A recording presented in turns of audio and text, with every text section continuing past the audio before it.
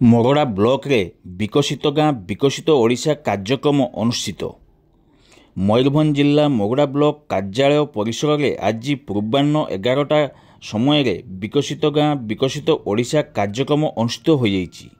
ଏଥିସହିତ ଖୋର୍ଦ୍ଧା ଜଙ୍କିଆ ମିନି ଷ୍ଟାଡିୟମରେ ଅନୁଷ୍ଠିତ ଉକ୍ତ କାର୍ଯ୍ୟକ୍ରମର ଶୁଭାରମ୍ଭ ମୁଖ୍ୟମନ୍ତ୍ରୀ ମୋହନ ଚରଣ ମାଝୀଙ୍କ କରକମଳରେ ଅନୁଷ୍ଠିତ ହୋଇଥିବା ବେଳେ ଏହାର ସିଧା ପ୍ରସାରଣ ଶତାଧିକ ମହିଳା ଲୋକଙ୍କ ସହିତ ସରପଞ୍ଚ ସମିତି ସଭ୍ୟ ବ୍ଲକ କର୍ମଚାରୀ ମଧ୍ୟ ଦେଖିଥିଲେ।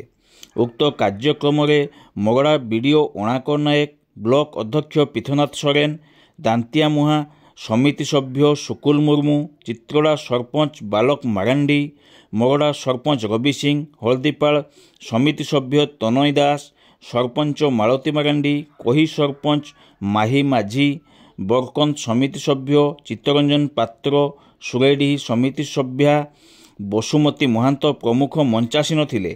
ଉକ୍ତ କାର୍ଯ୍ୟକ୍ରମର ଯୋଜନାଗୁଡ଼ିକ 5 ବର୍ଷ ପର୍ଯ୍ୟନ୍ତ କାର୍ଯ୍ୟକାରୀ ହେବ ବୋଲି ଜଣାପଡ଼ିଛି।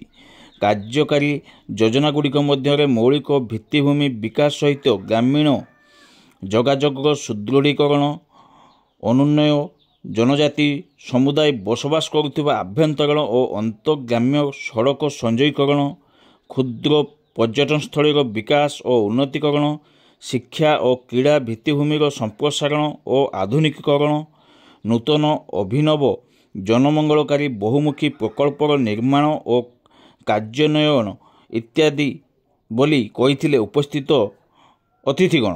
ଉକ୍ତ କାର୍ଯ୍ୟକ୍ରମକୁ ବହୁ ସୁନ୍ଦର ଭାବେ ପରିଚାଳନା କରିଥିଲେ ମଗଡ଼ା ବ୍ଲକ ବିଡିଓ ଅଣାକର ନାୟକ।